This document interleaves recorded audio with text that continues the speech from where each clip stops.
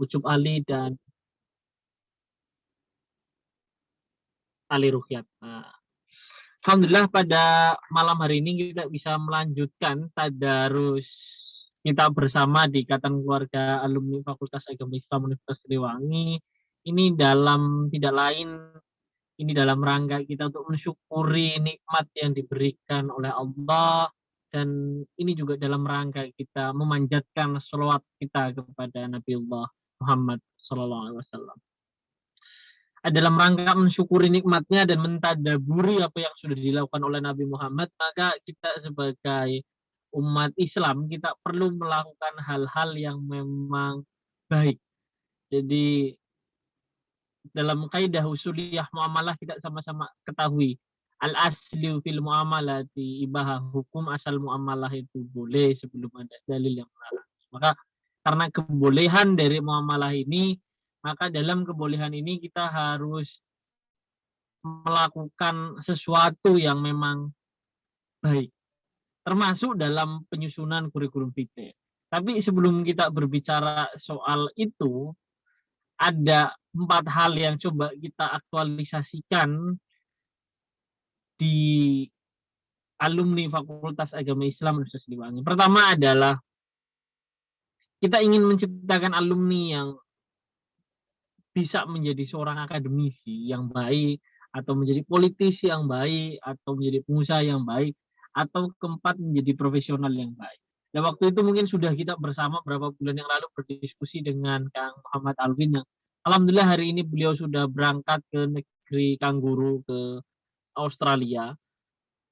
Beliau sebagai penerima beasiswa LPDP dari Kemenke, alhamdulillah itu dalam ikhtiar kita di dunia akademisi. Yang kedua, ini kegiatan kita hari ini dan berapa pertemuan yang akan datang, ini adalah ikhtiar kita menjadi seorang profesional di dunia industri atau di dunia kerja. Karena tidak menutup mata juga ketika banyak alumni-alumni dari perguruan tinggi, wabil khusus di Fakultas Agama Islam Unsur ini, yang setelah selesai kuliah ini sulit untuk mendapatkan pekerjaan padahal cita-citanya bekerja. Mungkin salah satu faktornya adalah kurang baiknya dalam menyusun CV. Nanti akan diterangkan oleh Kang Yusuf Ali bagaimana cara membuat CV yang baik. Saya ucapkan terima kasih dan selamat datang ke semua teman-teman. Ini juga ada juga dari banyak ya, Kang Dian, Kang Rifki ya,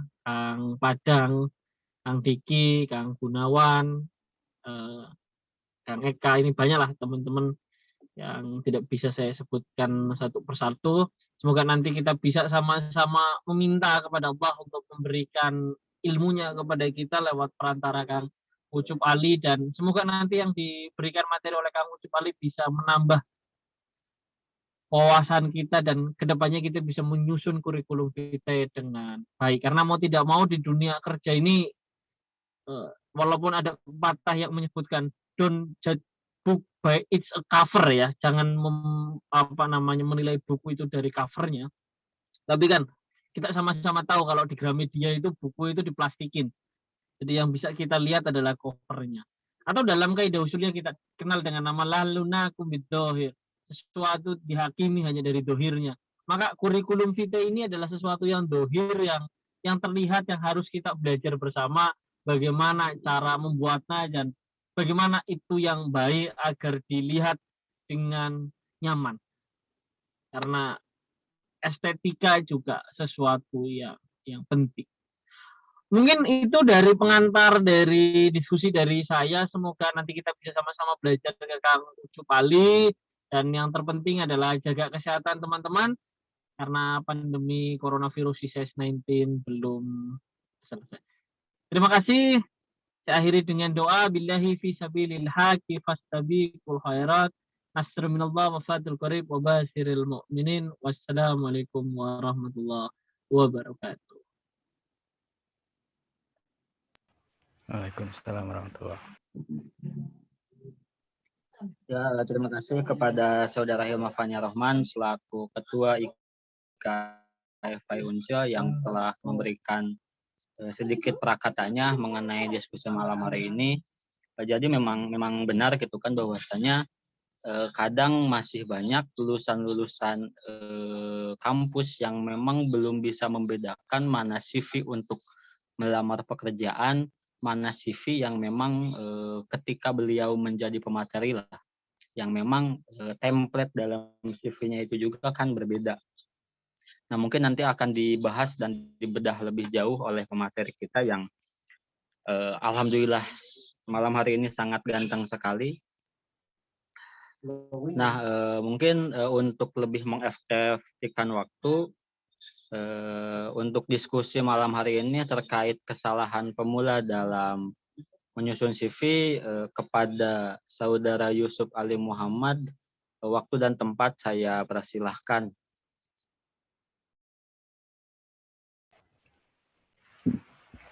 Ya, selamat malam semuanya. Assalamualaikum warahmatullahi wabarakatuh. Alhamdulillah,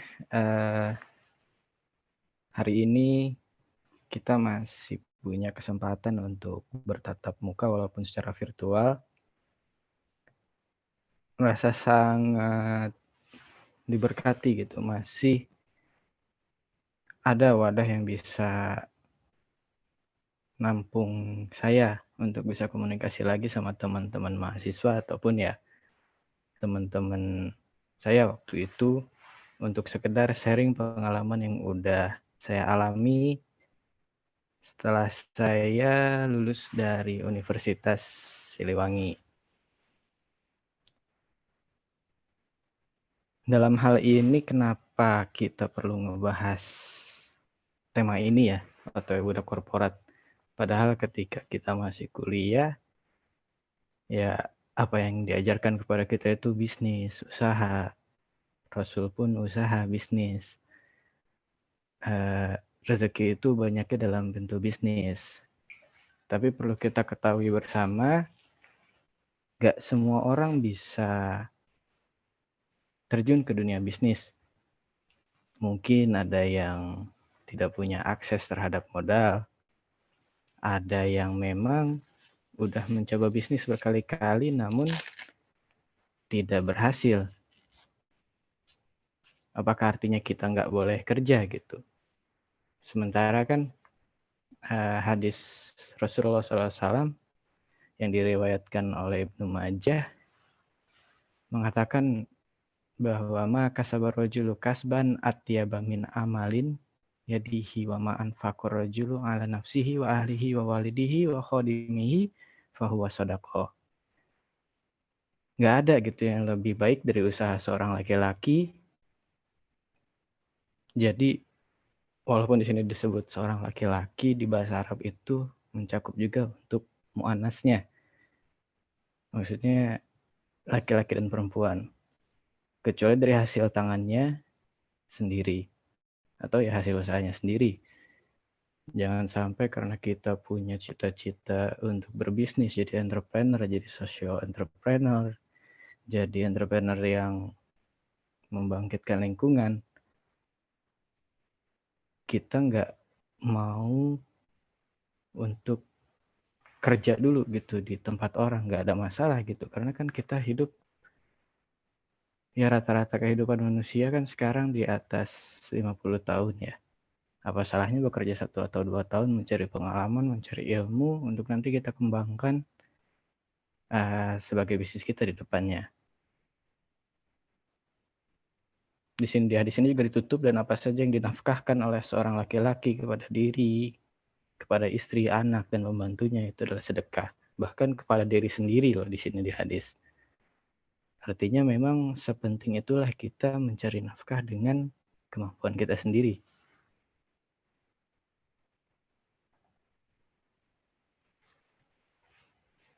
Kita kembali ke masa awal-awal saya lulus kuliah ya. Saya benar-benar bingung istilahnya terkait gimana sih cara ngelamar kerja gitu. Akhirnya saya browsing-browsing sendiri, nyari-nyari sendiri CV yang bagus itu kayak gimana. Apalagi kan notabene kita merupakan kampus yang ada di daerah ya, Universitas Siliwangi. Beberapa pengalaman dalam interview pun banyak yang nanya Universitas Siliwangi itu di mana gitu. Saya sih berharap dengan adanya KFI ini minimal orang-orang tahulah sama anak-anak FAI. Kedepannya alumni ini bisa saling bahu-membahu, yang akademisi membantu teman-teman yang mau akademisi, yang pebisnis bantu teman-teman yang mau usaha bisnis, dan yang ngambil jalur profesional bisa meninggalkan nama baik di perusahaannya. Tapi kalau kita mau ninggalin nama perusahaan, gimana caranya kalau kita nggak punya kesempatan masuk kan? Dari itu saya pengen coba nge-share nih, apa sih sebenarnya yang dicari sama perusahaan dari sebuah CV. Karena kan posisikan diri kita sebagai perusahaan. Perusahaan tuh pasti nyari seorang karyawan yang bagus. Cuman kan notabene bagus ini kan kita nggak tahu ya, karena kita nggak pernah dalam posisi itu. Maka dari itu saya sebagai orang yang istilahnya sudah berpengalaman selama 1 tahun lebih di bidang perekrutan, mau ngasih gambaran nih apa sih bagus menurut perusahaan, terutama dalam proses screening awal ya, yaitu di CV. Jadi kalau kita ngomong karyawan bagus seperti apa, kita harus sadar dulu nih bahwa nggak ada sesuatu yang disebut sempurna. Yang namanya manusia itu nggak ada yang sempurna. Jadi bagus ini harus kita definisikan. Nggak mungkin karyawan bisa banyak hal sekaligus. Kadang ada orang yang punya ide-ide inovatif, ngasih solusi baik, tapi kerjanya kurang gitu. Ada juga orang yang kerjanya detail, rajin, disiplin. Cuma ketika dia nemu problematika, dia nabrak. Makanya kalau pengalaman saya berjalan, tetap nomor 1 yang dicari itu attitude. Mau sepintar apapun, mau sejago apapun lu gitu. Kalau attitude-nya nggak ada, perusahaan juga mikir. Karena itu bisa ngerusak lingkungan kerja yang udah dibuat, budaya kerja yang udah dibuat, dan itu mungkin lu masuk produktif ngasih hal positif, tapi lu bisa menurunin kinerja teman-teman yang lain. Makanya tetap nomor 1 itu attitude. Tapi kan nggak mungkin kita nyantumin attitude di CV ya. Kayak nggak lucu aja gitu di CV nanti judulnya saya merupakan orang yang rajin, saya merupakan orang yang disiplin. Itu tuh sering banget tuh di CV tuh. Saya merupakan orang yang rajin, disiplin, tepat waktu. Itu emang bagus gitu. Cuman bagi saya sendiri gitu dan pengalaman saya, CV itu lebih baik dicantumkan hal-hal yang bisa terukur. Kalaupun misalnya teman-teman pengen nunjukin bahwa teman-teman disiplin atau misalnya mempunyai pengalaman problem solving dan lain-lain, cantumkannya lewat pengalaman gitu. Daripada menulis saya merupakan orang yang memiliki jiwa kepemimpinan, lebih baik teman-teman nulis ya saya berpengalaman dalam memimpin sebuah organisasi. Jadi pola ukurnya itu jelas. Itu untuk openingnya sedikit ya. Karena attitude itu nggak mungkin kita cantumkan di CV, lalu hal apa lagi sih nih misalnya yang dikategorikan sebagai bagus oleh si perusahaan. Jadi apa yang si recruiter atau HR cari ketika nyari CV itu skill. Attitude nggak mungkin ditunjukin, skill juga nggak mungkin ditunjukin sebenarnya, tapi skill bisa dicantumin dalam CV. Skill itu apa sih? Kalau kata Marcus Buckingham dan Kurt Kaufman, skill ini adalah kemampuan untuk melakukan sesuatu terhadap sebuah peran. Jadi gini, kadang kan di CV tuh teman-teman sering nyantumin skill komunikasi, skill istilahnya kepemimpinan dan lain-lain. itu nggak masalah. Cuman tempatkan sesuatu pada tempatnya gitu. Kayak misalnya kalian ngelamar sebagai marketing atau IT. Kalian nggak perlu tuh nyantumin skill menjahit, skill memasak, atau bahkan skill Excel. Kalau kalian misalnya ngelamar jadi akunting, kalian nggak perlu nyantumin skill komunikasi. Jadi gini loh, saya kasih dulu gambaran ya. Coba posisikan teman-teman sebagai seorang pebisnis yang mencari karyawan. Kadang-kadang kan teman-teman suka kesel ya, kenapa sih orang-orang ngeliat dari fisik mulu? Kenapa orang-orang judge the book by the cover kalau kata Vaniar tadi ya? Karena memang fitrahnya manusia kayak gitu. Yang pertama kali indera yang kita gunakan sebagai penerima informasi, yang pertama kali itu pasti mata. Dari mata ke otak, dan juga ya barulah dari situ nanti ada kemungkinan tempat ngobrol, ada kemungkinan kita berdiskusi, tukar pikiran, baru kelihatan hal-hal lain. Tapi yang pertama informasi yang kita terima ini dari mata. Jadi mau nggak mau, don't judge the book by its cover ini nggak bisa kita gunakan gitu. Artinya kita harus tampil dengan maksimal. Mas Alwin ini di share-nya nanti aja Mas, sebentar. Biar nggak ke ini ya. Sorry. Bayangin kalau misalnya ada pelamar kerja datang dengan rambut gondrong, bajunya baju seenaknya, walaupun dia kemeja terus celana jeans. Walaupun kalian misalnya kayak Vaniar yang udah hampir lulus S2 gitu, kalau penampilannya kayak gitu untuk nyari kerja, ya kalian gak bakal punya kesempatan untuk nunjukin kemampuan kalian. Makanya di CV juga ya kalian harus sebisa mungkin dibuat menarik dulu gitu loh.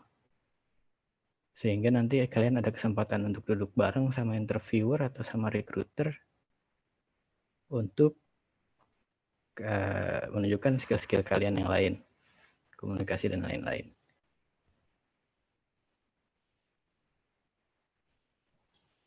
Terus kita lanjut, misalnya kalian udah penampilan rapi, udah penampilan bagus, terus diajak duduk sama si recruiter. Atau posisikan kalian sebagai pemilik bisnis seperti tadi ya. Terus kalian nanya ke si calon pekerja ini, kamu kesini mau ngapain? Saya kesini mau kerja Pak, mau kerja apa saya nggak tahu. Itu tuh kasus banyak banget, sering banget terjadi. Orang ngelamar tapi dia nggak tahu posisi yang dia lamar apa. Saya cuma ngelempar-lempar CV aja Pak, nyari ada yang rezeki di situ saya dapat, ya alhamdulillah saya lanjutin gitu. Mungkin kalau untuk posisi-posisi entry level itu masih bisa ditolerir ya, cuman apakah kita mau gitu untuk terus-terusan masuk ke posisi entry level? Makanya dari itu sangat penting untuk kita ketika membuat CV itu tahu posisi yang kita lamar. Tahu apa yang kita mau, tahu apa, kenapa kita kerja di sana, tahu perusahaan itu bergerak di bidang apa, dan apa yang akan kita kerjakan nanti. Coba Mas Alwin, sorry ditampilin lagi CV-nya Mas. Maaf ya.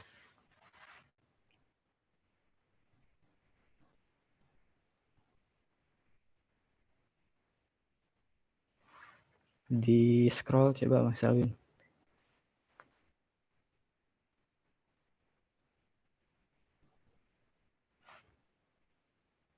Ke bawah.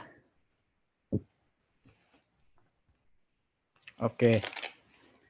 Gini teman-teman, ini salah satu contoh CV teman kita semua ya. Salah satu alumni juga dari Fakultas Agama Islam yang emang tujuan pembuatan CV-nya ini udah jelas untuk akuntan atau admin keuangan. Di sini kalian bisa lihat nih di bagian skillnya ada Microsoft Word Advanced, Microsoft Excel Advanced, Microsoft PowerPoint Intermediate, public speaking intermediate. Ini nggak ada masalah sebenarnya untuk dicantumin, tapi pada banyak kesempatan seorang rekruter nggak peduli sama ini karena kalian nggak punya dasar gitu untuk menyatakan itu. Kalian nggak bisa kan tiba-tiba ketemu sama orang, saya jago Excel. Atas dasar apa kamu mengatakan bahwa kamu advance dalam Excel? Atas dasar apa kamu mengatakan kamu intermediate dalam public speaking?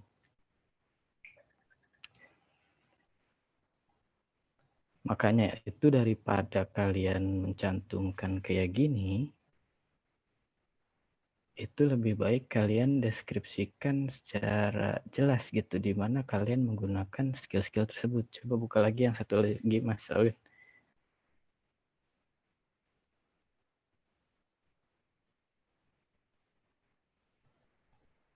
Nah, kalau misalnya kalian ngejelasin detail seperti ini kan yang di sini nggak dicantumin ya skillnya apa.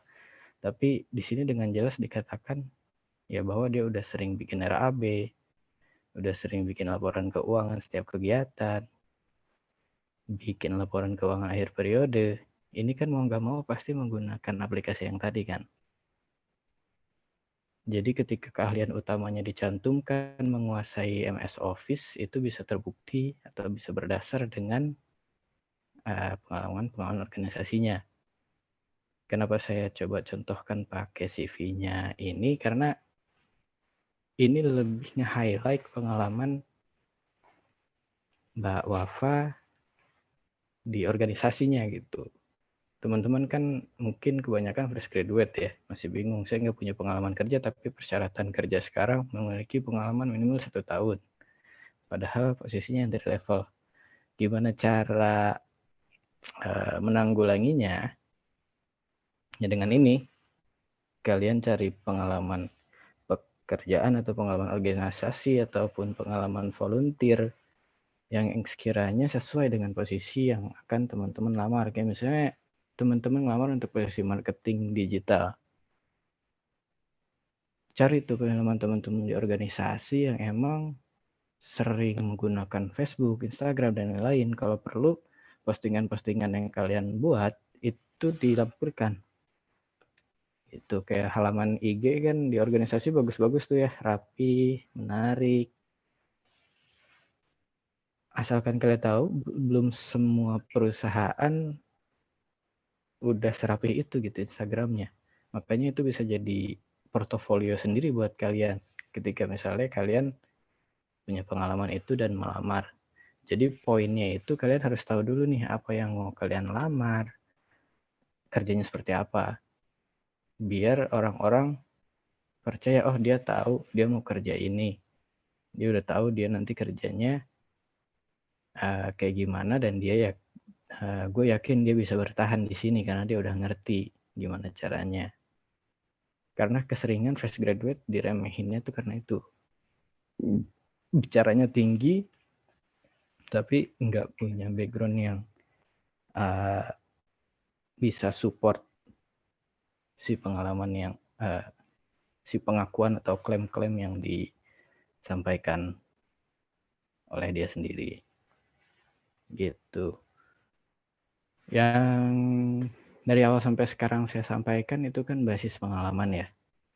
Sekarang kita coba ke teori-teorinya nih yang emang saya sengaja kumpulin dari senior-senior yang udah lebih lama di posisi recruiter ataupun talent acquisition. Jadi sebenarnya ada 3 hal yang harus kita ketahui nih ketika misalnya kita nyusun CV. Yang pertama, tata bahasa yang baik dan mudah dibaca.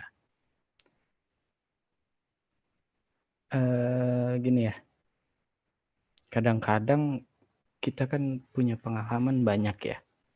Gak mungkin selama 4 tahun ini kita diem-diem aja gitu. Cuman kita kadang gak ngerti nih cara ngegambarin experience kita ke dalam kata-kata kayak gimana. Ini harus dilatih teman-teman. Coba ya teman-teman bisa browsing atau ya tanya ke senior-senior ke Kang Rifkia misalnya yang udah emang sering banget screening CV, kata-katanya itu yang sebaiknya kayak gimana. Karena sering banget nih saya dalam keseharian nemu CV yang ngisi pengalamannya itu dengan kata-kata seenaknya, jadi nggak ngegambarin apapun gitu loh. Kayak misalnya memiliki pengalaman sebagai marketing, tok aja di situ. Walaupun perusahaannya perusahaan besar, tapi kalau kita cuma ngejelasin di sana, kita nggak ngerti dia di sana kerjanya ngapain aja. Sementara banyak posisi yang sekarang terbuka, itu butuh kalian khusus dalam marketingnya misalnya. Kayak marketing sendiri kan banyak tipenya tuh, ada yang akuisisi, ada yang marketing inbound, outbound, ada yang marketing lapangan langsung. Kadang kalau kita lagi banyak CV, lagi banyak yang numpuk gitu istilahnya ya, orang-orang yang nggak ngejelasin detail tuh kita skip gitu. Karena CV juga ngegambarin apa ya istilahnya, keinginan si orang untuk bekerja gitu. Jangan sampai ya karena kalian nggak ngejelasin secara detail, ya opportunity kalian jadi berkurang gitu. Kayak misalnya CV Mbak Wafa tadi tuh kan detailnya enak ngelihatnya. Pengalaman organisasinya nggak cuma ditulis sebagai bendahara, tapi dia ngejelasin ya ketika dia jadi bendahara tugas dia apa aja. Jadi si calon si HR atau si calon pengguna jasa SDM ini dia punya gambaran nih, oh ini orang udah biasa ngeliat angka. Bendahara kan nggak semuanya ngeliat angka ya, kadang ya kalau bendahara masjid cuma nyimpen nulis gitu, nggak bikin laporan. Ya macam-macam, makanya coba kalian kasih detail yang bersangkutan sama posisinya.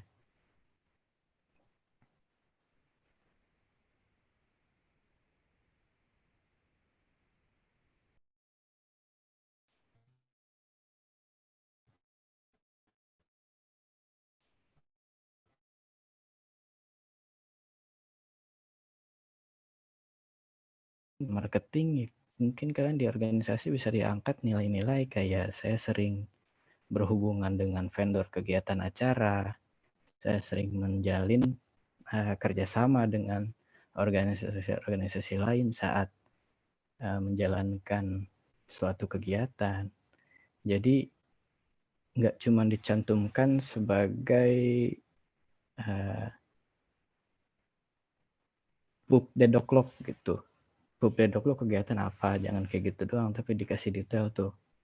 Di sana kalian ngapain aja, dan pengalaman itu dengan pengalaman yang kalian punya itu kalian bisa support pekerjaan yang akan kalian hadapi nanti. Makanya tadi saya ulangi lagi, kalian harus tahu posisi yang pengen kalian lamar.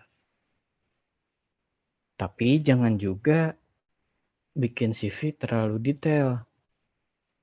Terlalu detail tuh kayak ya semuanya dicantumin gitu. Saya pernah ikut perlombaan ini, pernah ikut kegiatan ini, di deskripsiin cerita panjang lebar.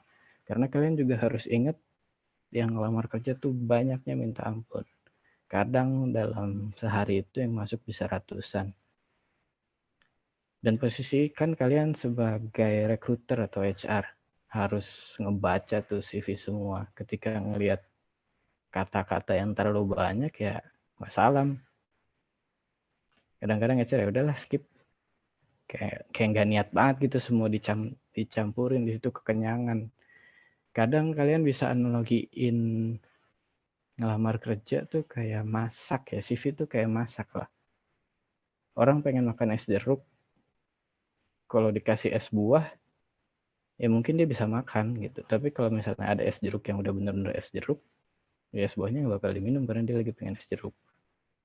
Padahal dari dalam es buah ada jeruk dan ada buah-buah lain, tapi itu nggak penting karena yang lagi dipengen itu es jeruk. Mungkin kalau keadaan darurat di mana CV lagi seret, yang lamar lagi sedikit, ya es buah ya dia makan juga. Kira-kira analoginya kayak gitulah. Jangan sampai oke lah es buah lebih enak, lebih manis, lebih banyak gizinya, tapi kalau itu nggak dibutuhkan ya opportunity kalian bisa berkurang. Terus yang kedua, jangan sampai kalian ngebohong dalam CV ya. Sekarang tuh zamannya udah serba mudah, mau cari informasi apapun yang nggak ribet-ribet amat. Tinggal buka Google pun banyak gitu. Istilahnya hal-hal yang bisa untuk memverifikasi pernyataan kalian di CV.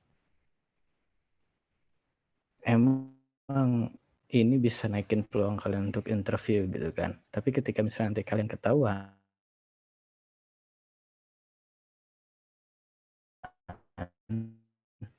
berloksus di perusahaan, terus nggak lolos. Terus dalam jangka waktu seminggu, 2 minggu, atau bahkan 3 bulan ke depan, tiba-tiba kalian dipanggil lagi untuk posisi lain. Itu sering banget terjadi. Karena HR pun mikir daripada harus seleksi CV lagi dari awal, yang kemarin udah sempat interview, kenapa nggak dilanjutin gitu. Nah, ketika kalian misalnya udah ngebohong, itu kalian benar-benar kehilangan all opportunity di perusahaan itu. Istilahnya kalian ke blacklist. Yang tadinya kalian bisa pindah-pindah posisi, ada posisi-posisi yang mungkin bisa kalian ikuti proses rekrutmennya, ya kalian bakal kena gitu. Dan untuk fakta ini, kalian juga harus ngerapihin sosial media kalian ya.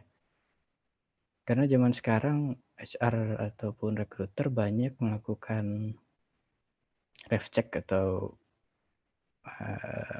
analisa background itu lewat sosial media. Jangan sampai sosial media kalian pas dibuka isinya sharing Mobile Legends semua gitu, MVP ataupun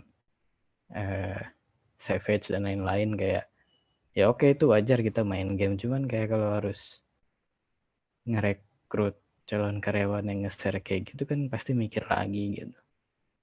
Oke, kalian suka main game nggak masalah, tapi ketika itu di-share di sosial media kalian dan itu nggak menciptakan uang untuk kalian khususnya ya, pasti orang akan berpikiran negatif dulu.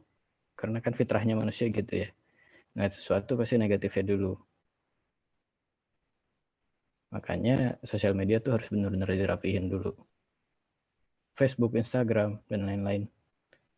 Karena itu akan jadi tempat para recruiter atau HR sebagai cek background. Terus yang ketiga yang tadi saya udah sempat sebutin itu sesuai dengan kualifikasi pekerjaan. Ya cukup cantumkan pengalaman dan skill yang emang sesuai dengan bidang pekerjaan yang kamu lamar aja. Nggak usah macem-macem. Pengen jadi marketing ya berarti yang backgroundnya marketing. Pengen jadi digital marketing ya berarti background digital marketing. Pengen jadi akuntan ya background akuntan. Gimana cara kita ngelihat apa yang dibutuhkan untuk posisi-posisi tersebut, itu biasanya tercantum di flyer-flyer lowongan pekerjaannya. Kayak digital marketing pasti itu ada menguasai ini. Ya kalian tinggal cek latar belakang kalian benar-benar pernah menguasai itu nggak, pernah pakai itu nggak. Kalau pernah makainya di mana, pada saat kejadian apa, itu cantumin di CV. Itu bakal jauh lebih baik daripada kalian cuma nulis misalnya kayak tadi tuh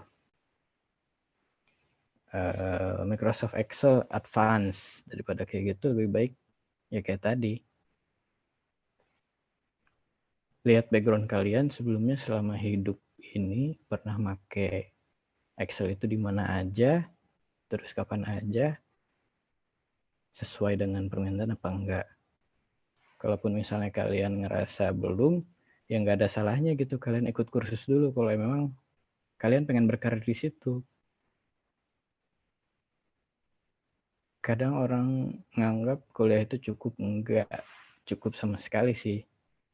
Apalagi untuk kampus kita yang ada di pedalaman istilahnya ya. Jauh dari cukup ya kalau memang kalian ngerasa skill kalian belum mumpuni untuk posisi yang kalian pengen, ya kalian bisa ngambil kursus atau internship di bidang itu. Jadi perusahaan bakal lebih tertarik. Terus gini, kalau misalnya kalian masih bingung nih cara nampilinnya gimana. Jadi ada yang namanya exquisite formula. Ini formula alanya Laszlo Bock. Laszlo Bock ini SPV-nya Google personal gitu. Jadi dia adalah orang yang megang HR Google, cuman dia resign terus bikin perusahaan sendiri. Dia ngasih rumus XYZ formula. Jadi X ini adalah accomplish. Accomplish itu apa yang udah kita capai. Y-nya itu as measured by. Jadi diukurnya dengan apa, terus by doing apa. Z-nya itu apa yang kita lakukan.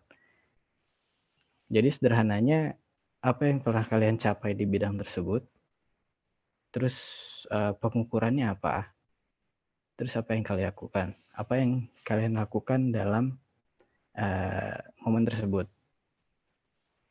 Sebut lagi nih, kayak misalnya di CV itu kan sering menguasai aplikasi gini atau meningkatkan rate perusahaan, rate penjualan perusahaan. Itu bagus sebenarnya. Cuman kalau kita pakai rumus XYZ ini bakal lebih keren nih. Kayak misalnya meningkatkan penjualan perusahaan, itu X-nya, Y-nya itu diukurnya dengan apa? Diukurnya misalnya tahun kemarin segini, ketika kamu masuk segini, ataupun ketika bulan pertama sampai bulan ketiga kalian jualan segini, terus ke-6 sampai ke-4 sampai ke-6 kalian jualan segini, dan apa yang kalian lakukan untuk meningkatkan penjualan. Itu dicantumin di CV bakal bagus banget. XYZ ini bisa kalian sesuaikan dengan posisi yang kalian pengen gitu. Jadi XYZ ini adalah gimana caranya kalian bisa explain pencapaian kalian dengan pencapaian kalian atau pengalaman kalian dengan data atau setidaknya dengan detail yang lebih lengkap. Oh iya, untuk informasi buat teman-teman nih, ketika awalnya saya masuk ke HR, pengalaman yang saya angkat itu pengalaman di Ketua BLM FAI, yang dimana saya nge-interview orang-orang untuk masuk ke organisasi. Ini kan sebetulnya kalau misalnya kita pikir ya selama ini baik kita, saya gitu, kalau misalnya saya pikir sendiri, background ekonomi syariah yang HR-nya belajar nggak jelas itu yang MSDM, manajemen sumber daya manusia, terus dituntut untuk memilih pengalaman, saya mau ngambil dari mana gitu kan. Makanya saya coba ngambil dari pengalaman organisasi. Hal-hal yang nggak ada sangkut pautnya, BLM sama interview apa hubungannya sih gitu. BLM sama ngelihat personal orang apa hubungannya gitu. Tapi kalau kita gali lebih dalam, ternyata ada dalam organisasi poin-poin yang bisa support saya untuk bisa ngelamar sebagai HR. Gitu teman-teman. Sampai sini ada yang mau nanya dulu nggak nih? Kayaknya bosan juga ngobrol sendiri.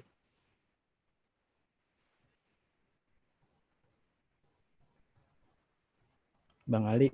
Ya mungkin tadi barusan Kang Ucup sudah sedikit memaparkan gitu kan bahwasanya yang saya tangkap ketika Kang Ucup menjelaskan ya ketika membuat CV ini sebisa mungkin konten yang ada di dalamnya ini bersifat informasi yang deskriptif gitu ya Kang Ucup. Jadi harus disesuaikan juga. Misalkan ketika kita mau melamar sebagai akuntan ya CV yang di dalamnya pun pengalaman-pengalamannya itu ya berbicara mengenai penghitungan ataupun akuntansi pun misalkan ke bagian-bagian yang lain.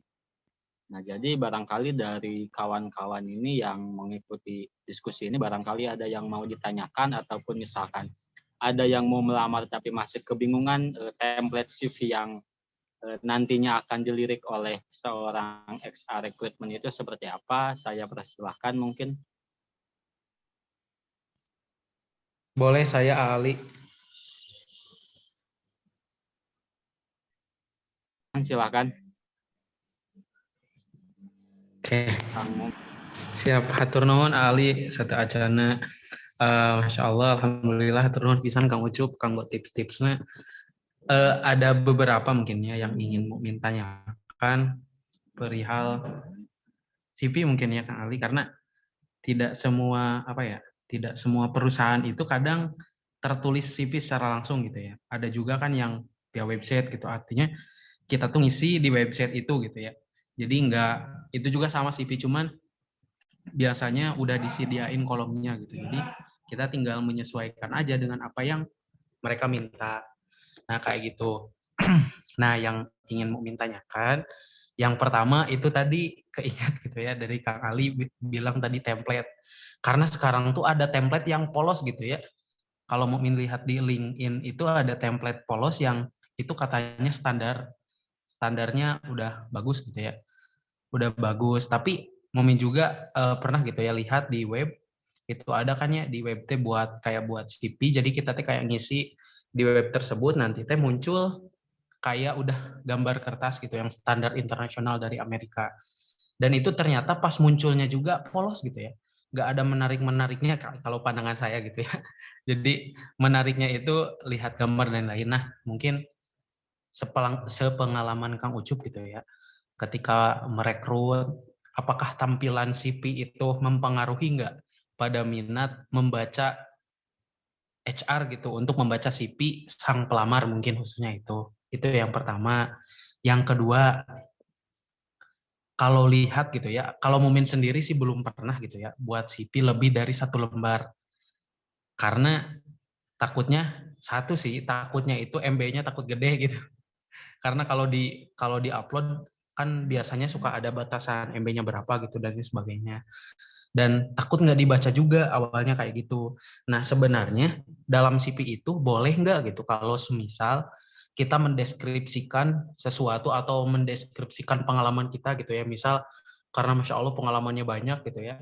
Jadi pengalaman kerjanya banyak, jadi yang ingin dideskripsikan dan juga yang dimasukkan pengalamannya itu banyak gitu. Boleh nggak kalau semisal kita buat CV lebih dari 1 lembar?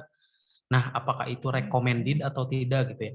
Baiknya kayak gimana? Dan tadi kan menyesuaikan dengan posisi ya Kang. Otomatis berarti ketika kita pengen ngelamar sesuatu, misal buat ke perusahaan A, di job A, otomatis CV yang udah kita siapkan itu harus menyesuaikan kembali, diulang kembali gitu, buat kembali gitu. Dan menurut Kang Ucup mending buat CV yang paten gitu ya. Yang paten artinya nggak perlu kita ubah-ubah lagi, atau kita buat CV seiring ketika kita mau ngelamar disesuaikan dengan perusahaan. Artinya kita, nah itu mungkin ada 3 dari Mukmin. Yang pertama template, yang kedua boleh nggak kalau lebih, yang ketiga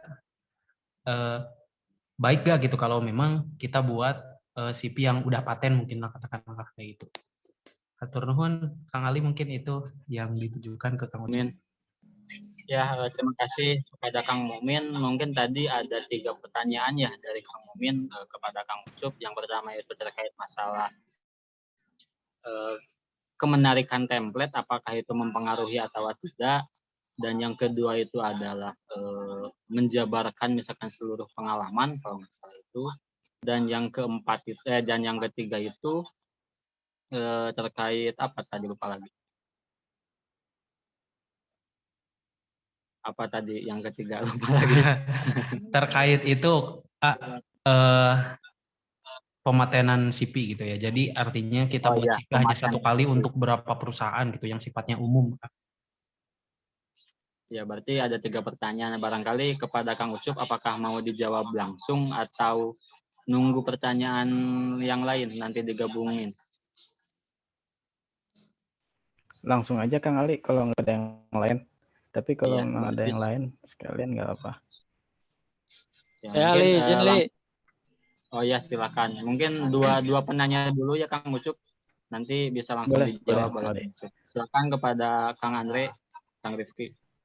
Ya, terima kasih teman-teman. Sebelumnya saya mohon maaf ya, nggak tahu saya ini diizinkan atau tidak masuk ke room ini, karena ini ruang buat teman-teman alumni FAI, tapi bagi saya ini materi yang cukup asik ya, dan ini saya butuhkan sekali, karena saya masih sangat awam dengan hal-hal yang seperti ini, makanya saya ingin menyerap nilai dari Kang Ucup sebagai pemateri.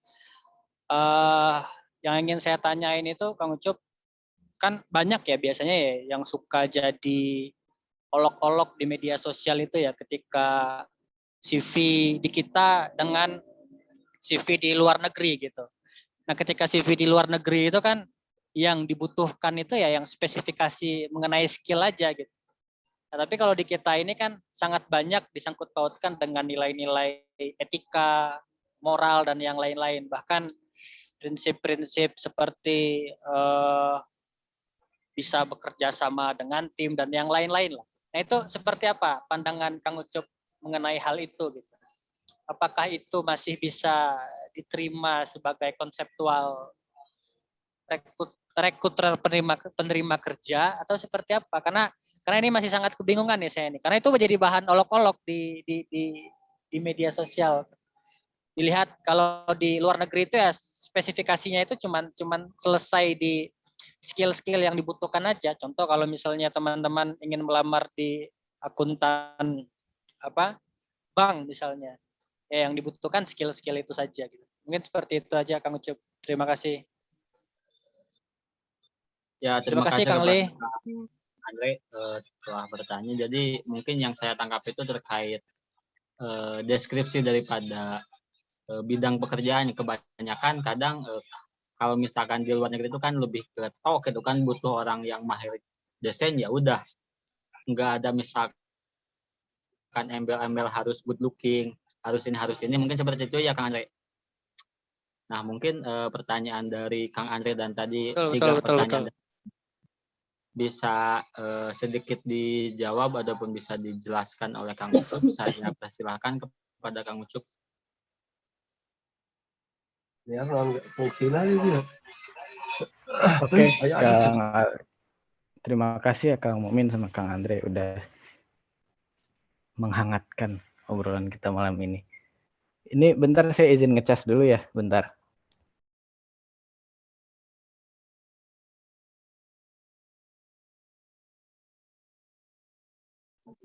Ya, mungkin sambil nunggu Kang Ucup ngecas, jadi memang CV ini diibaratkan sebagai gerbang awal ya ketika kita mau melamar ke sebuah perusahaan atau instansi, yang memang gerbang ini harus semenarik mungkin agar si XR ini invest kepada kita ataupun melihat CV kita. Nah, mungkin Kang Ucup sudah kembali lagi. Saya persilakan kepada Kang Ucup untuk menjawab. Oke, untuk pertanyaan pertama nih terkait tampilan CV ya. Jujur kalau selama pengalaman nih, penampilan CV tuh ngaruh banget. Bahkan banyak momen di mana CV yang tampilannya bagus dan menarik, itu kita oper-oper tuh sama HR. Kayak misalnya saya lagi ada kebutuhan, terus ternyata si calon karyawan ini nggak masuk di tempat saya karena CV-nya bagus dan menarik, itu kita operin ke teman lain yang nyari untuk kebutuhan perusahaan lain.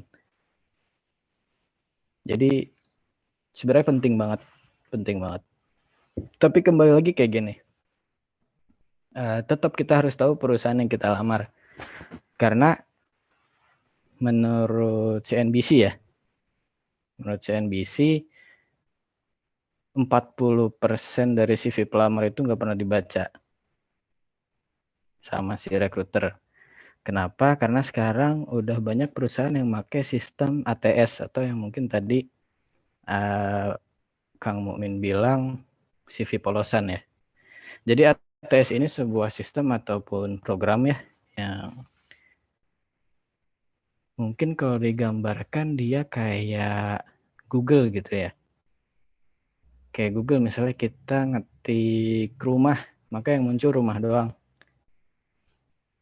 Ya mungkin ada nyelip 1 atau 2 gedung gitu dalam gambar-gambarnya. Tapi mayoritas gambarnya rumah. Nah, ATS ini fungsinya hampir mirip. Jadi mekanismenya itu dia nyuekin si sistem ini atau si program ini, dia milah-milah gitu loh, milah-milah sendiri. Kayak misalnya kita lagi butuh sosial media spesialis gitu ya. Kita lagi butuh sosial media spesialis, ya nanti si ATS ini langsung nyaring nih kebutuhan kita apa. Misalnya berpengalaman 2 tahun dalam mengembangkan akun Instagram dan LinkedIn gitu. Kayak gini nih gambarannya muncul ya. Layar saya muncul ya paling. Muncul Kang Ucup, muncul. Nah, jadi kalau pakai ATS nanti dia langsung dari informasi kayak gini di CV misalnya kalian nyantumin kayak gini. Kalau perusahaan-perusahaan besar yang udah menggunakan sistem ATS, dia langsung nyaring kayak gini. Yang diambil sosial media spesialis bekerja selama 2 tahun Instagram dan LinkedIn. Makanya dibuat sesuai dengan template atau format yang umum atau yang polos tadi, nggak pakai foto, nggak pakai embel-embel indahan kanan footer, header, nggak pakai embel hiasan warna-warni. Pokoknya polos hitam putih, tulisannya pun itu kaku, harus dari kiri ke kanan. Jadi nggak bisa satu layar dibagi 2 gitu. Karena ini ada kemungkinan nanti nggak kebaca sama si sistem ATS. Ini memang sekarang lagi banyak digunakan oleh perusahaan-perusahaan besar. Tapi sekali lagi kenapa saya bilang harus ngelihat perusahaannya yang teman-teman pengen lamar. Karena banyak juga saat ini yang masih tertarik dengan CV-CV yang unik gitu. Unik di sini maksudnya enak dipandang ya. Enak dipandang, informatif, dan lain-lain gitu. Makanya kalian cari tahu dulu nih perusahaan yang mau kalian lamar seperti apa. Karena kadang yang ATS ini sangat gak informatif karena ada beberapa posisi yang memang ngelihat fisik ya. Ngelihat fisik. Maksudnya ngelihat fisik tuh harus nyantumin foto. Ada yang harus close up dan full body. Itu kan kalau di ATS nggak mungkin ya. Terus kasih lampiran-lampiran lain. Gitu, mudah-mudahan bisa ngejawab ya. Jadi emang gini nih, untuk kira-kira kalau misalnya kalian ngelamar untuk perusahaan ATS pakai CV yang tadi istilahnya polos, nanti saya tampilin deh untuk contoh CV-nya. Misalnya kamu ngelamar ke perusahaan yang pakai ATS, nanti kamu tuh harus pakai format yang polos tadi. Format polos tadi itu disebutnya ATS friendly. Nah, nanti kalau CV kamu ATS friendly, itu kamu langsung dicek tuh memenuhi kualifikasi pekerjaan apa enggak. Kayak tadi, nanti langsung diterjemahin kayak gini kan ya sama si ATS. Sesuai enggak sama si kualifikasi yang dicantumkan oleh si recruiter. Nah, kalaupun memang iya, nanti peluang kamu diundang wawancara lebih besar. Kalau CV-nya pakai CV umum kayak yang tadi saya tampilkan, kayak CV-nya Wafa, itu nanti penilaian ATS-nya kurang sempurna karena dia formatnya numpuk gitu kan, di kiri ada, di kanan ada, beda paragraf, terus ada warna-warna dan lain-lain. Itu kurang ATS friendly. Jadi peluang diundang wawancaranya kecil karena langsung disisihkan dari awal. Gitu kira-kira. Nah, kalau enaknya ngelamar di perusahaan yang udah pakai ATS, tapi semua teman-teman udah tahu ATS kan ya? Nih kalau ATS itu singkatan dari Applicant Tracking System, teman-teman saya juga tadi.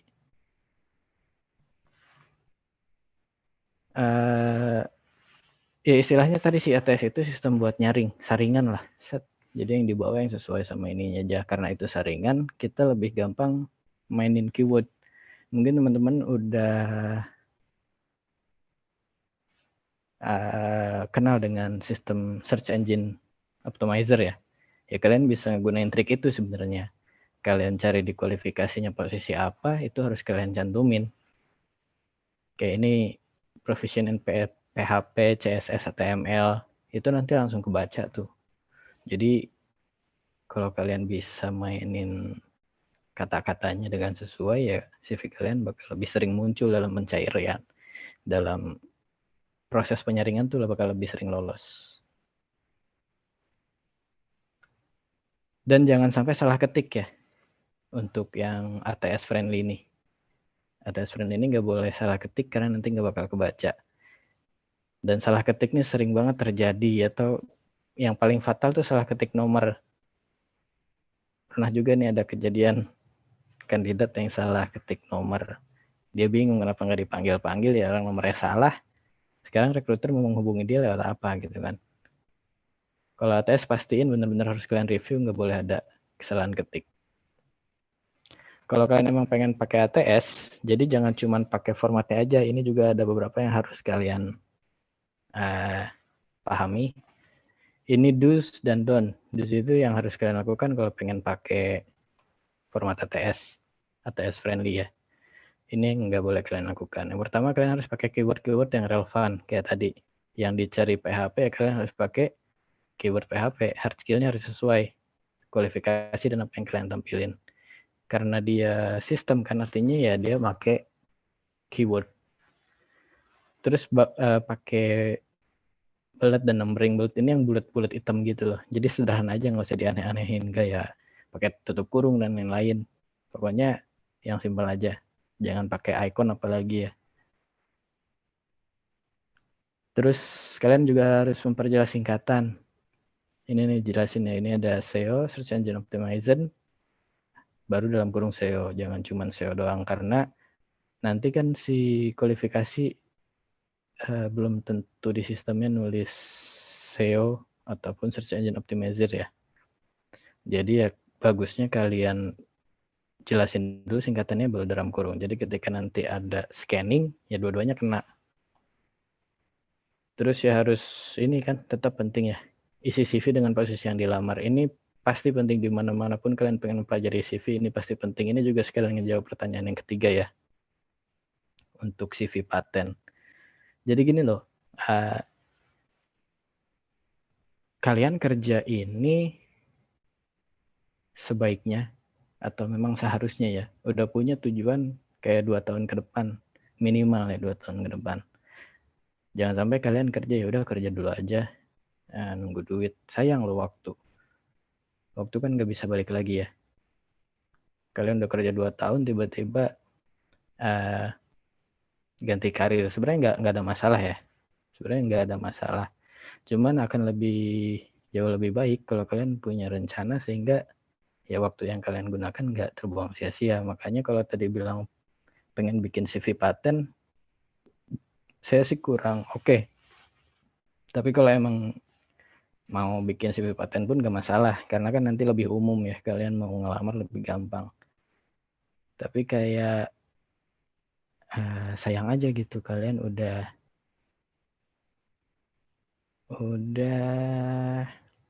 kuliah lama-lama istilahnya, tapi masih belum.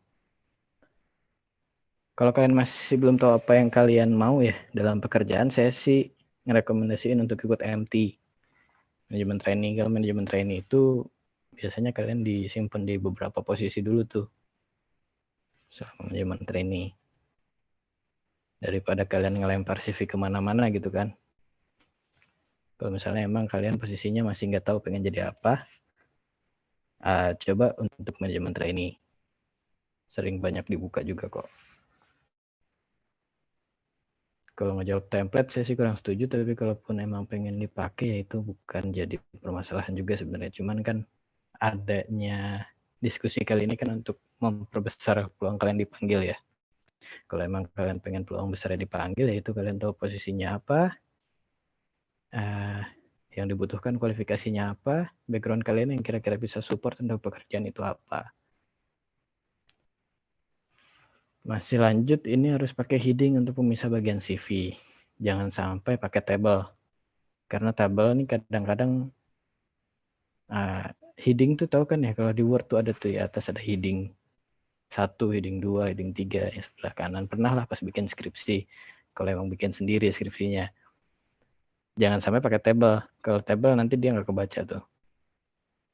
Terus ya bikin formatnya ringkas dan profesional. Nggak usah pakai desain-desain unik dan kreatif. Again, tergantung dari posisi yang kalian lamar, perusahaan yang kalian lamar. Karena belum semua pakai sistem ATS ini. Kayak kalian udah bikin sederhana, terus rekruternya istilahnya belum pakai ATS, yang ada malah sakit mata beneran. Tiap hari baca CV kayak gitu. Tapi sebenarnya ngebantu juga sih, karena udah jelas kan formatnya, ketika nyari pengalaman kita tahu tempatnya di mana. Tapi banyak kejadian ketika kita nemu CV yang unik tuh kita share ke teman-teman yang lain yang sama-sama nyari calon karyawan. Pertanyaan keduanya apa ya tadi, Mukmin ya? Lupa deh. Lebih ke ini Kang Ucup, jadi pengalamannya itu dicantumin lebih banyak. Jadi boleh nggak kalau Maksudnya lebih gimana? dari 1 halaman buat CV-nya? Oh, halamannya, oke. Jadi gini, sebenarnya boleh-boleh aja ya. Cuman CV itu kan sengaja dibuat ringkas ya. Tadi juga jelas di saat waktu ngomongin ATS. Emang CV itu harus ringkas. Kalaupun emang kalian pengen ngejelasin pengalaman, kalian bisa bikin cover letter. Cover letter tuh kayak mukodimah lah kalau di buku lah ya. Mukodimah nyeritain bahwa kalian punya pengalaman ini, kalian pengen ngelamar ke sini dalam bentuk deskriptif, dalam bentuk kata-kata paragraf. Gitu, daripada kalian menu-menuin CV kalian dengan kata-kata yang bikin ATS pusing, bikin sistem pusing, dan bikin si rekruter pusing, kalian bisa bikin cover letter. Untuk beberapa posisi memang cover letter ini dibutuhkan sih. Kayak ya kan di cover letter kalian bisa lebih bebas untuk mendeskripsikan pengalaman kalian yang banyak banget. Mungkin bisa menjawab ya, Kang Mukmin. Siap, Pak. Hatur nuhun pisan. Oh iya, paling kalau semisal kayak penghargaan dan lain-lain, itu lebih baik ada tenggang waktu yang paling dekat atau memang dilihat dari yang paling gede terlebih dahulu? Dalam arti jenjangnya mungkin, Kang. Oke, kalau untuk penghargaan lebih nggak masalah sebenarnya kalau masalah waktu kapan ada penghargaannya ya. Apalagi kalau misalnya tingkat nasional ataupun tingkat kabupaten kota gitu. Nggak apa-apa, penghargaan dicantumin aja, itu kayak nunjukin bahwa ya kalian pernah berusaha untuk meraih itu gitu. Oke. Siap-siap, Pak. Alhamdulillah udah banyak pencerahan. Hatur nuhun pisan, Ucup. Sami-sami. Lanjut ke pertanyaannya Kang Padang ya. Jadi sebenarnya nggak apa-apa ya ikut kumpul di alumni FAI, siapa tahu kan nanti bisa berkolaborasi satu unsil, 3 unsilnya kita hidupin bareng-bareng gitu Bang Padang. Untuk terkait pertanyaannya yang sempat ramai di tweet di sosial media ya, terkait hal-hal teamwork dan lain-lain, sebenarnya saya sendiri selama pengalaman nggak pernah baca itu. Saya nggak tahu ya apakah emang masih ada atau enggak orang yang baca itu, tapi pada kenyataannya di lapangan itu sama sekali nggak diperhatiin sama HR atau recruiter atau bahkan user gitu. Karena tadi kita nggak butuh klaim sepihak, kita butuhnya sesuatu yang terukur untuk perusahaan profesional ya. Walaupun memang beberapa lowongan di Instagram tuh untuk perusahaan-perusahaan yang istilahnya ownernya masih dekat gitu, perusahaan-perusahaan yang masih baru ini kadang ada kan sholat berjamaah gitu-gitu, syarat-syarat yang istilahnya unik, terbiasa sholat berjamaah, bertakwa pada Allah, rajin baca Quran. Itu sama sekali nggak harus dicantumin di CV sih. kalaupun emang mau dicantumin, lebih ke misalnya kalian pengen nunjukin kalian rajin sholat gitu, mending tunjukin kalau kalian aktif dalam pengurusan Dewan Kemakmuran Masjid gitu. Itu jauh lebih baik. Kalaupun emang benar sih perusahaannya butuh posisi-posisi kayak gitu ya. Emang kadang saya juga sempet banyak tuh permintaan-permintaan kayak harus non-muslim si calon karyawannya karena shifting kan ya. Nah itu kan bisa ditunjukin juga kayak misalnya bersedia bekerja shifting di hari-hari raya, nggak perlu nyebutin dia non-muslim.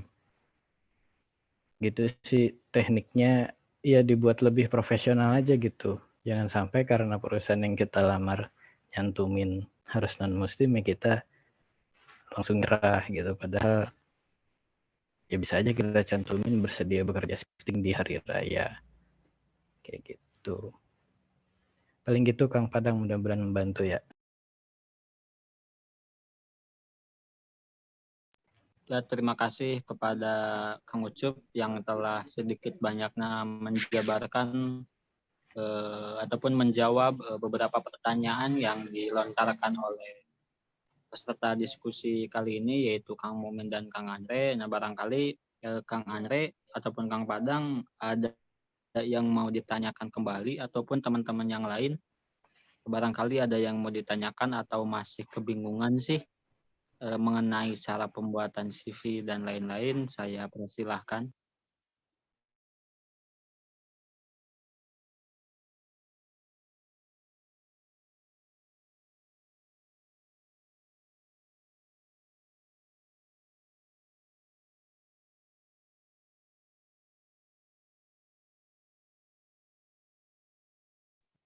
Ya, dari Kang Andre mungkin cukup. Ya, mudah-mudahan apa yang tadi dijawab ataupun dijelaskan oleh Kang Ucup bisa memberikan gambaran atas pertanyaan dari Kang Andre ya, Kang Andre.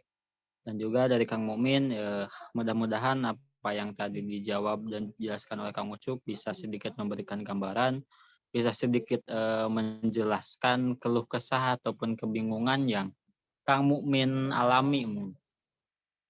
Nah, mungkin saya kembali lagi lontarkan barangkali dari kawan-kawan yang lain yang mengikuti diskusi malam hari ini ada yang mau ditanyakan kembali atau tidak, ya saya persilahkan. Izin mau nanya dong, A. Ya, Halo. silahkan, Ya. saya persilahkan. Ya, izin nanya ya. Kalau misalnya, perkenalkan nama saya Wafa Hafizah. Jadi saya mau nanya, kalau misalnya selama kita nunggu nyari kerja nih misalnya. Nah, selama kita menunggu itu, kita tuh misalnya ada kegiatan, maksudnya ada aktivitas lain gitu, misalnya bisnis. Nah, kira-kira apakah baiknya itu dimasukkan ke dalam CV atau tidak? Kalau misalnya iya, kira-kira yang baik itu seperti apa ya? Mungkin seperti itu pertanyaannya. Ya, terima kasih kepada Teh Wafa yang telah mempertanyakan mungkin kebingungan dari Teh Wafa. Barangkali kepada Kang Ucup, saya kira langsung dijawab saja, dan melihat ini waktu sudah menunjukkan pukul 10, jadi mungkin ini pertanyaan terakhir ya sebelum diskusi ini diakhiri. Kepada Kang Ucup, saya persilahkan untuk menjawab pertanyaan dari Teh Wafa.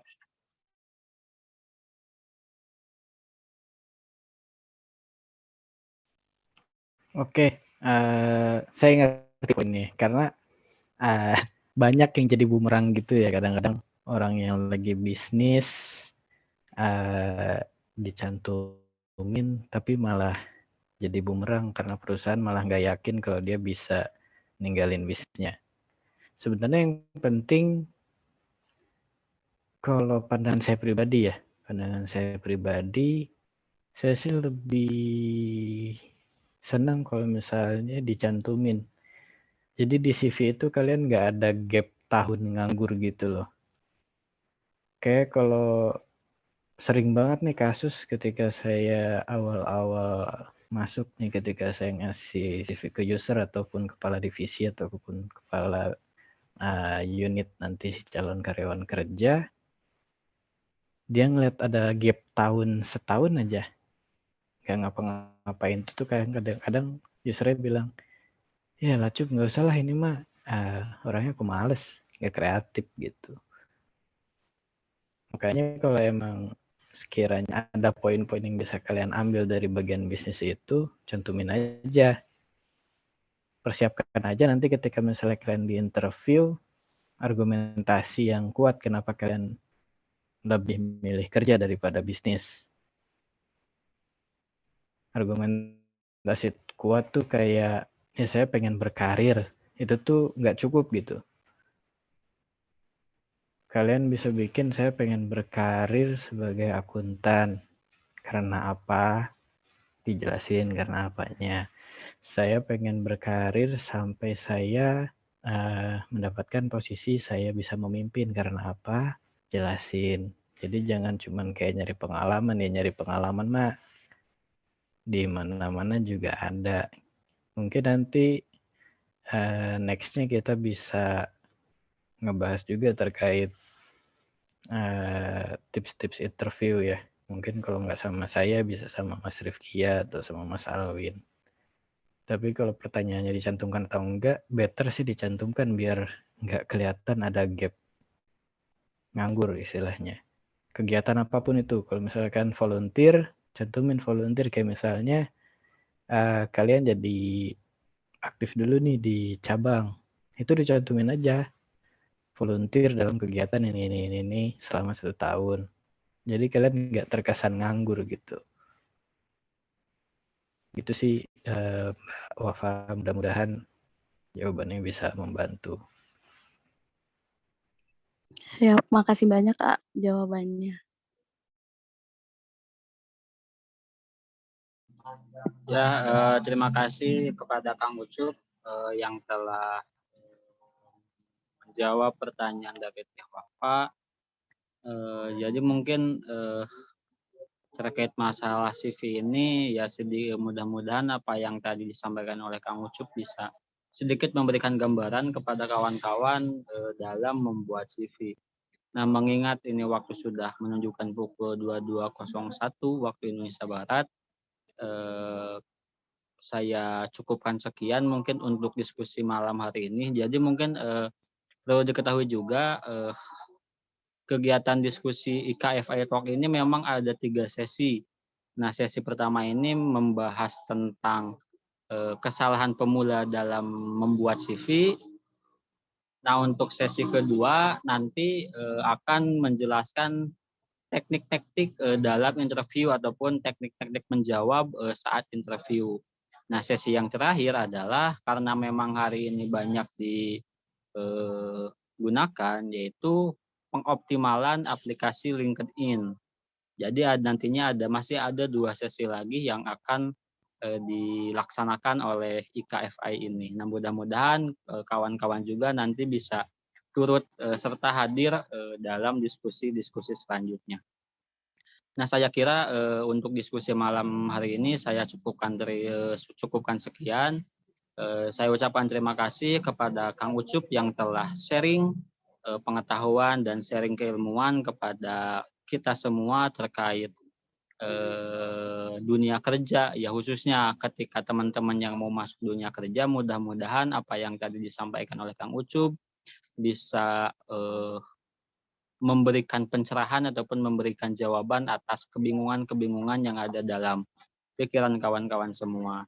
Nah, mungkin sebelum ditutup saya mencoba menyimpulkan apa yang tadi disampaikan oleh Kang Ucup. Yang pertama itu ya dalam pembuatan CV sebisa mungkin itu konten yang ada di dalam CV itu konten yang bersifat informatif secara deskriptif, tapi jangan terlalu jelas, tapi hanya sebatas apa memang yang dibutuhkan dari perusahaan yang akan kita lamar. Dan yang kedua itu terkait masalah template.